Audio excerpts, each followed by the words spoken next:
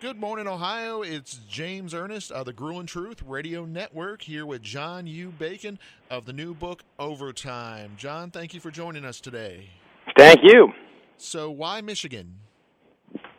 Why Michigan? Because love them or hate them, they always get national attention, obviously, and I would say that to a large degree they're at a crossroads here. Alabama and Clemson are clearly right there. Buckeyes have been cleaning up under Urban Meyer. Michigan's question is, can they return to the old glory days, kind of like the Notre Dame question until last year. So that's why Michigan. Excellent. It felt similar to, like, say, Hardknocks or one of those NFL films. Is that intentional? Not that you were trying to copy them, but just that level of intensity. Yeah, exactly. What I wanted to do as much as I could is get behind the scenes, get to know the players, who are often video characters in these things, and find out not only what does it feel like to be a college football player, what does it mean to them. So I picked 8 players, 4 on offense, 4 on defense, some All-Americans and NFL draft picks, and some walk-ons and lesser-known names, getting masters in engineering and whatnot. And I'd interview them every week throughout the season, before, during, and after, and that way you kind of get the real-time sense of what it feels like to lose to Notre Dame, what it feels like to prepare for a big game against Penn State, then knock them off, and, of course, what it feels like to get blown out by the beloved Buckeyes of Ohio, which might be well known in Cincinnati. Oh, gosh, yes. Yeah, I was going to say it's interesting with the 2 channels that I'm on. One of them is Cincinnati, and, of course, this week we hate Ohio State because UC's going up there to play Ohio State in that big game. And then on the other hand, it also airs in Columbus. So they, of course, die hard, bleed red, and all that good stuff, or red and gray. So I know it well, and I got to tell you, Buckeye fans, believe it or not, have been very good to me on the grand scale. So I hope that continues. Oh, well, that's good to hear. Yeah, because I was like, well, I don't know. With him being a Michigan guy, this might not turn out so good. But I was going to say I don't have a dog in the hunt. I'm from Northern Kentucky, so I just like seeing good sports. Ditto. So what are student athletes? We got a whole chapter on that, and to an amazing degree, and I'll say this about the Buckeyes too, the ones I've talked to. I know the Michigan program better, but I know Urban Meyer pretty well. We all tend to snort and, roll our eyes at the student athletes moniker, possibly an oxymoron, but it really isn't. It depends on where you go, obviously, but the vast majority of these guys you talk to are well-spoken, sharp, and have picked their majors very carefully. I was talking to Dave Refson of Big Ten Network, and he says he talked to all, the top 3 or 4 guys in each team, and it's almost always that way. At Michigan, Harbaugh got in a lot of trouble when he was at Stanford 12 years ago or so, saying that Michigan football can do a better job academically the way Stanford does it. And, of course, that was not well received in Ann Arbor, but when Jim got to Ann Arbor, to his credit, he started doing things the way Stanford does, and they've been top 3 to 6 in the academic progress reports, the main NCAA rankings for academics, during all his 4 years, and every year he's beaten Stanford. So I can say with great confidence the Michigan players have done very well in the classroom. Oh, nice. So in other words, it's not just talk, it's true that they are truly athletes and students. That's exactly right. So how do they spend their time? They don't have any time because you're spending. Look, the NCAA counts between countable and uncountable hours. Their stats make no sense. So they say it's 20 hours a week, but it's really 30, 35 hours a week. And you can't count stretching, you can't count taping and team meals and whatnot. But these guys are putting in 30 hours a week at the football building. That's pretty typical, I think. You throw in another, 15, 20 of classroom work, and then whatever else you've got, and there's not a lot left. And the biggest thing they all told me, the staffers, the coaches, the trainers, the nutritionists, as well as the players, the biggest thing that the average fan does not understand is how much effort goes into all of this. We have no free time. And one of the jokes I got from the strength coach and the recruiting director and the academic guy, the best question they get is, so, what do you do in the off season? And they joke, we cut back from 100 hours a week to 50 hours a week. That's what we do in the off season. So there's very little time for any of these people, including the players. Oh, wow. So how did you get such unprecedented access? Begged is one way to do it. So I was asking Jack Harbaugh, Jim's dad, throughout the spring of 2018, a few lunches in there. Made no guarantees about what I'm going to report, how it's going to look, or any of that. You can't give any guarantees about any of that, of course. But one thing I do with all my interview subjects, whether I like them or not, whether they like the book or not, is I will give you a chance to read your quotes before they go out to the public. Not the whole story, but just what you said. And what I found, and I think probably what you found also in your business, is most leaders, most big names, are willing to own their own opinions, provided they come across the way they intended. So Jim did not hold back in this book in any way, and nor did Rashan Gary and some Chase Winovich and some other players. But they were happy with their quotes, and the rest they figure let the chips fly. So that was how I got the access, and also a lot of trust on their part, I think, in terms of not being unfair. And I think also, if they were cheating, the last thing you want to do is let a journalist inside your program. So I feel pretty confident about that as well. Excellent. So what kind of things do you learn from closed-door meetings, locker rooms, and meals? One of the great scenes in the defensive meeting, for example, with Don Brown from Boston with his thick Boston accent. I'm there on a Monday after they beat Penn State for Indiana. Sorry, they got 2 weeks left. They got Rutgers. Followed by Indiana, followed by Ohio State, of course. And Don Brown walks into the meeting and says, I am so blank and tired, with his Boston accent. I am so tired. You look tired in the mirror. I said, but damn it, I got 13 days left. I can do that for 13 days, and so can you. And just kind of how the fatigue sets in over the season, I got a lot of that. I was surprised and impressed by the camaraderie amongst the players. I was also surprised at how much in some ways they envy regular students and how they know going to the bar is a constant danger. Everyone's got a cell phone. If you screw up even a little bit, it's on the internet by midnight. So they take the bars very seriously. They go in packs. If anything happens, they'll pick up the instigator and deposit him somewhere else and get out of there as fast as they can. So they've got a bar protocol on the football team to make sure they don't get in trouble. It's pretty amazing. Oh, wow. So who on the Wolverine staff did you work with the most? On the staff? Mm-hmm. Harbaugh the most, of course. I talked to him probably a total of 3-4 hours. Don Brown on defense. Ed Warner, the offensive coordinator at Ohio State, of course. He's now the offensive line coach at Michigan. I talked to him a lot because the O-line at Michigan used to be the strength of the program for 25 years under Bo Schembechler and Lloyd Carr and so on. And it's become the weakness the last about 10 years or so. So it was Ed's job to turn that around, and that was fascinating to see how he did that. You mentioned you focused on 4 offensive, 4 defensive players. Yeah. Who are those players? Obviously, the quarterback, Shea Patterson, a transfer from Ole Miss. The star tailback, Karan Higdon, now with the Houston Texans. Ben Bredesen, senior captain right now, who will almost certainly be going to the NFL next year.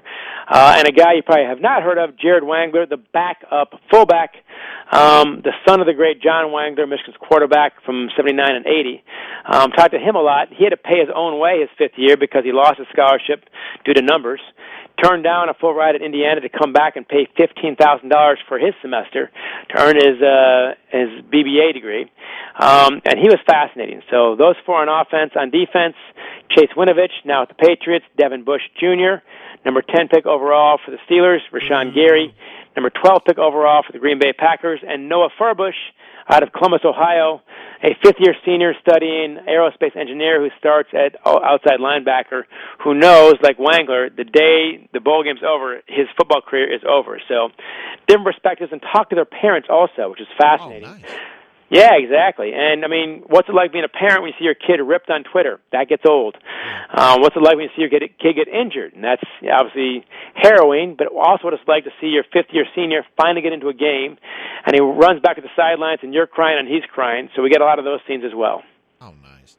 I was going to say, I wasn't booing Bush. I was just the fact that he got drafted 1 pick too soon, because we all wanted him to be here in Cincinnati, and we're quite disappointed that that's not the I'm case. sure, and apparently he's doing quite well with the Steelers, so you probably were right to do so. Yeah. Oh, my gosh. I mean, just, now, we kind of did the same thing to them a couple years back with one of the corners, Smith something. Either way.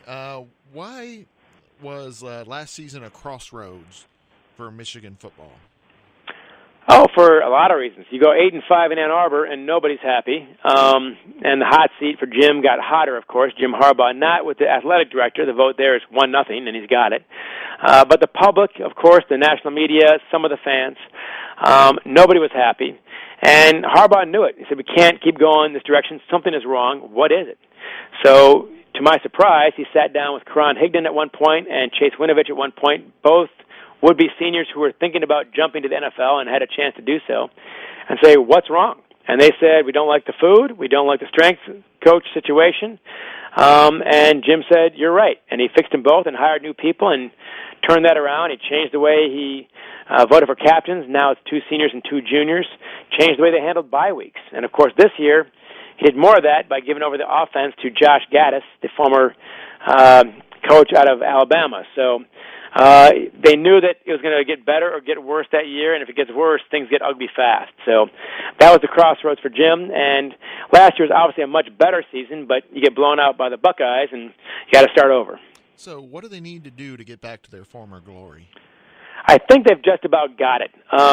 They got to improve the offensive line, and that seems to be much stronger. You've got 2 or 3 strong candidates at quarterback. You've got, of course, Don Brown. Every year he's got a perennial top 10 defense. So, and then, of course, you got to figure out how the heck to beat the Buckeyes. The year before, Michigan lost to Penn State. Penn State scored 42 points on them. And Don Brown's great quote about that is he did not sleep well for a single night for a year after Penn State. And Michigan, of course, blows them out this year, 42-7. And before the defensive meeting starts, Josh Metellus, a starter on defense, said, Coach, question. Yeah, Josh, what is it? How'd you sleep last night? He goes, much better, Josh, much better. So he's got the same deal going on with the Buckeyes. He will not sleep, I'm sure, until they beat him, which could be this year. So that's what they got to do. So what teams are selling their souls? Jim did not name them by name, didn't name the coaches by name, but you know the stories, of course, and I do too. There are plenty of them out there. We do know there's also what I would call legal cheating, where the cost of attendance, for example, 3 or 4 years ago, the NCAA did a very smart thing and allowed schools to pay their players the actual cost of attendance, not as a scholarship, but enough money for flights home, for a dinner out, for a change of clothes, things like this. What happened? When Michigan, that rule changed, Michigan, the cost of attendance was the same before and after the rule was passed, $2,400 per semester. Alabama's went up by 34%, and Tennessee's went up by more than that. They've got by far the most in the country, $5,666, 136% more than Michigan's. Why does it cost more than twice as much to attend Tennessee than Michigan? I don't know. But their players, as a result, get $3,000 more per semester than Michigan's. And the Big Ten does not play that game, but the SEC does. So draw your own conclusions. Makes sense. And then, is it worth it? Is it worth it? No, the question for the players. That was, I'm glad I thought of that one, and I asked all 8 players. And they all said that it was, but for different reasons. And I guess 4-year-old son, we were debating letting him play football or not, provided, of course, he was bigger, stronger, faster, and more talented than his dad. But would we let him? That was the question. And when the book started, I was not sure. When we finished the book and talked to the players and the parents, we thought, yes, provided that you're playing for a good and sane coach in a good and sane program with good health practices and so on, and you're playing for something more than just wins or a shot at the NFL, but a degree and actually developing as a human being. If you got that going for you, the game is worth playing, and if you don't, it isn't. These guys said uniformly that this was definitely worth it, but not for the reasons that you think. I went away feeling much better about college football from researching this book than I did before. So why does the media vilify John Harbaugh? Jim Harbaugh. John gets a pass. Jim, everyone loves John. Yeah. Jim finds controversy, I think, and he says things pretty directly about Urban Meyer and other things. He defends the program. I don't think he's too concerned with his media reputation. I think it's pretty fair to say that almost everybody in sports knows who Jim Harbaugh is, and I bet he's far better known than his brother, even though his brother won the Super Bowl. So I think he's a lightning rod one way or the other. He speaks his mind, and he's not too concerned about the response. It'll make a lot more sense, the slip-up, because my next question actually is about the relationship between Jim and his father, Jack, and his brother, John. How strong of a relationship, and how much do they bounce things off of each other football-wise? Quite a bit. They talk quite a bit. They're extremely close. Jack Harbaugh, the father, and Jackie, the mom, moved from Milwaukee to Jim's backyard, basically. Their house abuts the two.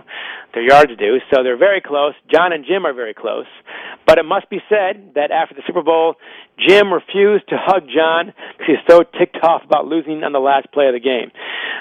So John tells a great story about that even in their 40s and 50s, a loss still cuts deep, and they don't talk for weeks afterwards. So they're close, but they're still competitive. So how is Jim Harbaugh similar, and how is he different from Bo Schembechler? Great question. I would say he's similar in most regards. Old school approach, smash mouth football, discipline, and a program of high integrity by all accounts.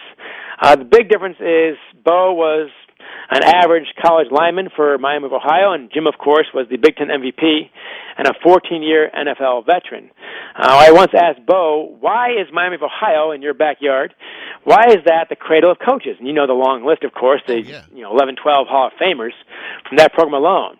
And Bo said to me, that's easy. We couldn't play the game. That is awesome. And there you have it. And what's surprising is, of all Bo's players, the one decided to pursue this crazy life, which is incredibly rigorous, very difficult, hugely pressure-packed. Jim Harbaugh was the most successful player at the most glamorous position. He's the guy who ends up replacing Bo, ultimately, not some backup lineman as you'd expect. So that's the biggest difference between Bo and Jim is their playing careers. So where should we buy the book? Anywhere you buy books, Barnes & Noble, Amazon, it's already a mover and shaker on there, #1 football book right now, nationwide, and independent bookstores nationwide should all have this book. So came out yesterday, should be available anywhere, and I appreciate you asking that. Hey, my pleasure. And where on social media, where on the web should they check you out at? John U. Bacon at Twitter, Facebook, and so on, and johnnubacon.com is the blog. Excellent. I'd like to thank our guest today, John U. Bacon, author of Overtime. Thank you, John, for being on the show today. Thank you. Anytime, man.